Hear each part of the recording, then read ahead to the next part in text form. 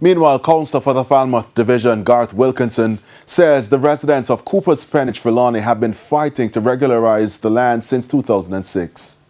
We went before Justice Lennox Campbell. We appeared before Justice Lennox Campbell. And so what? The judgment went against the citizens. Mr. Wilkinson says following the court ruling, efforts were made to have the residents purchase the property.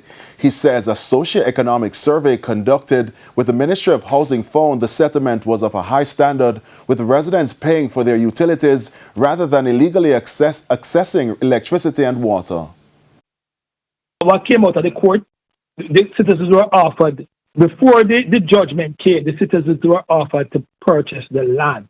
Were offered if they wanted to purchase the land. And we were given a figure in the court for around $15 million.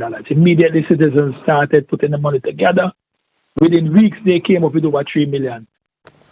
But according to Mr. Wilkinson, the negotiation stalled after the land was subsequently valued at about $50 million. He says the residents repeatedly tried to secure the property, but the terms kept changing. But every time we negotiated, the goalposts moved.